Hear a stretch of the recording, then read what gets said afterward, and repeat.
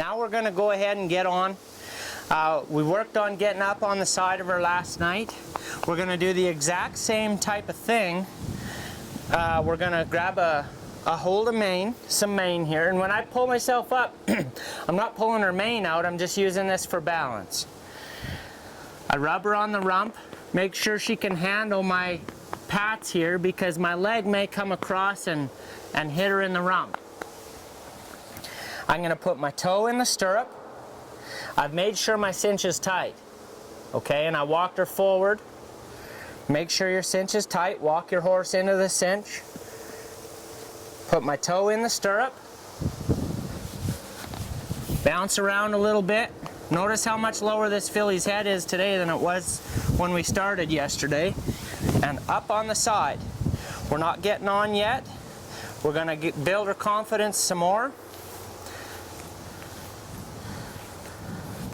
Rub her down, rub her shoulder, move the stirrup, rub her on the rump, and down.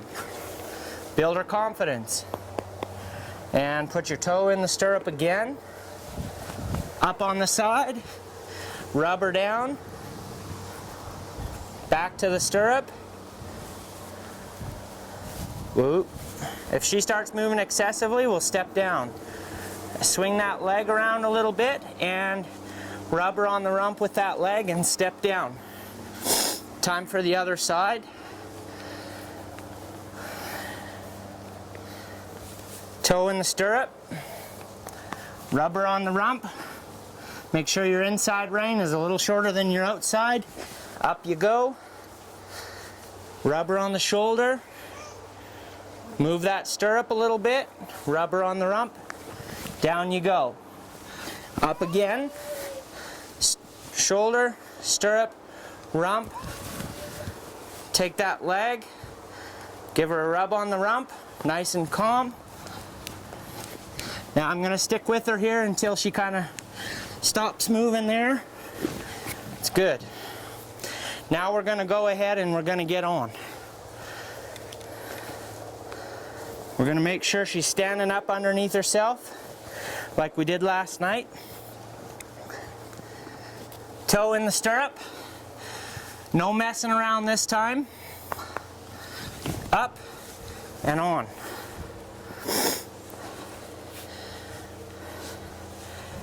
If you can feel your heartbeat in your throat, it's a good time to get off.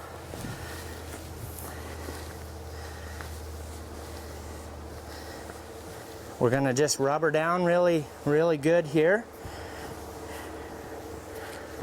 Make sure that she knows it's okay when we're up here. And we're going to build a ton of confidence while we're up here. I got both my feet in the stirrups right away when I got on. I put my right foot in the stirrup right away. I got my rein short, so if she goes to bucking, I can keep her head up a little bit. And I can grab the horn.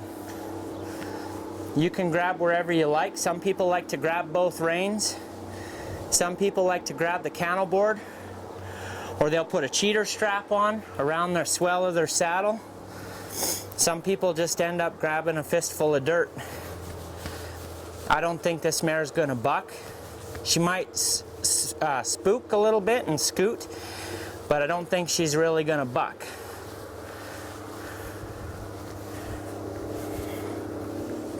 So we're just going to keep building that confidence.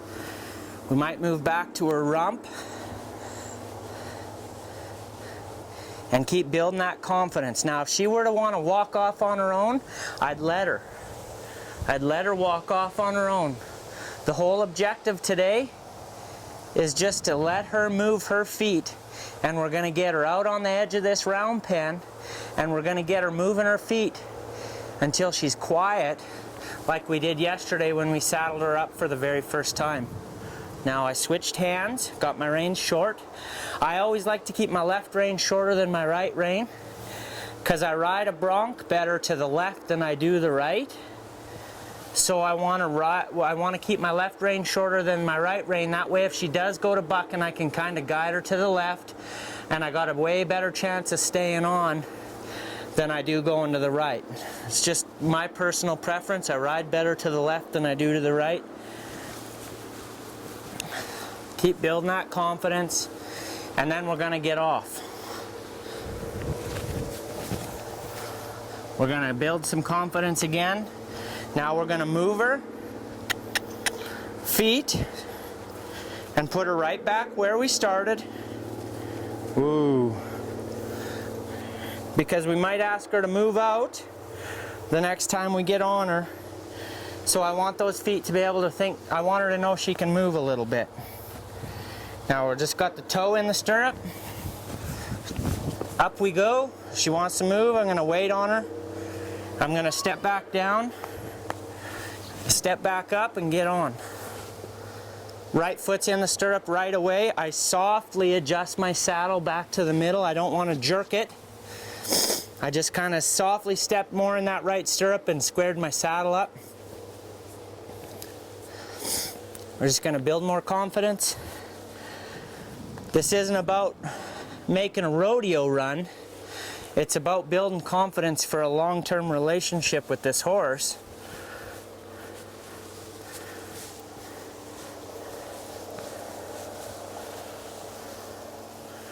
Now what we're going to do is pull your hat down a little bit. Make sure your sunglasses are on, and we're just going to tip her nose to the left, and we're just going to let her see us above her on this left-hand side, real clear out of this left eye. If you're better at riding to the right, you might want to do that to the right first. Because sometimes when they look back and see you up there, it'll cause them to spook, which might cause them to buck. Build a little bit more confidence. Now I'm not going to take her to the right because I am weaker that way. So I'm going to just kind of encourage her to move to the left a little bit. And I'm just going to do that the same way we started her when we teach her to turn over the cantle board. I'm going to hold this rein here, and I'm going to let her figure it out, and she's going to eventually move her feet. And this way I've got her doubled, so if she does try to buck, we got a little bit of control, a little bit more than just letting her go to bucking.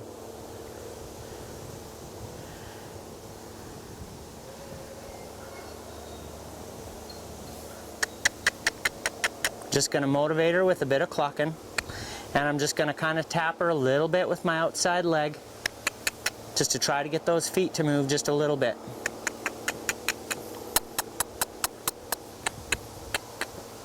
She's just a little bit stuck. This is extremely normal for colts.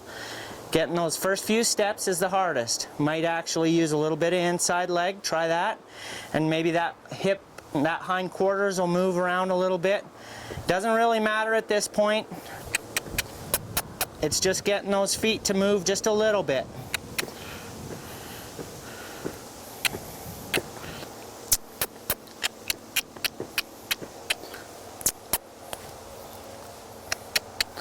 If you need to, you can take the end of your rein and use that for a bit of motivation as well. Just on her rump. We're not whipping on her, we're just kind of going to try to get her to take a step. Just like that. That's all it takes, just a little bit at a time. Now I got on this filly in a way in the round pen that I knew if she did take off, she'd have to go in a left circle, because I know I'm better at riding to the left.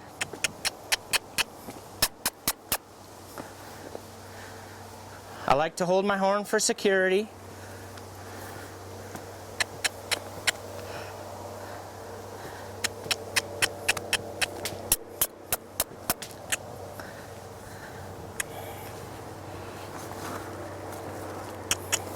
We got to do some tree trimming in here.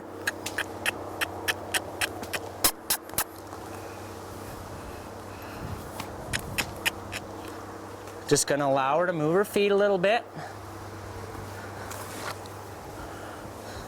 It's pretty good. She's handling that noise of them tree branches on my hat. You want to make sure that you don't have that same problem in your round pen, if you can avoid it. Now we're just going to kind of get her to keep motivating her to walk out. Nice and calm. If you got a dinner date before you ride your colts, you might want to scratch riding your colts. It might take you a long time and you don't want to have a time commitment when you're doing something like this. Now if your reins are dragging on the ground, you want to just tie a little half hitch knot in them down towards the bottom of them so that they don't step on the rein.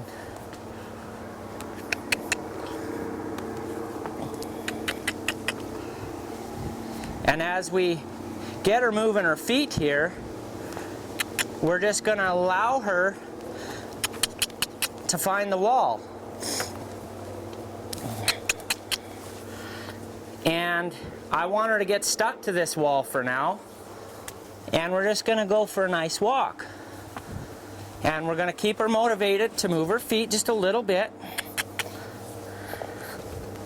Now she's seen me out of that left or that right eye, and she got just a little bit nervous. It was no big deal. She also seen the dog at the edge of the round pen and wondered what it was. And those are the things you got to be prepared for. But if you noticed, when I picked up my reins, she felt back to me, and the reason she did that is because we taught her to back up.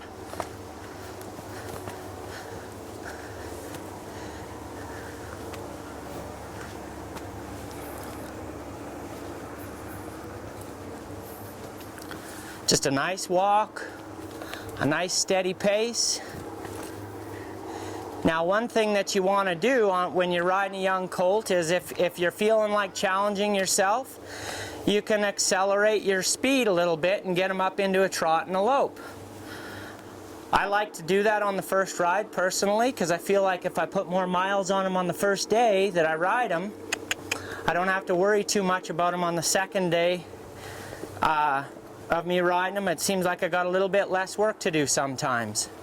Another thing you want to think about is sometimes a colt will get a little bit bored at the walk and they'll start thinking of different things that they can try and do, and sometimes those things are bucking or spooking. So sometimes it's better just to get them up into a trot and a lope before they start getting bored. Just depends on your level and your colt's level and how well a job you did of preparing them.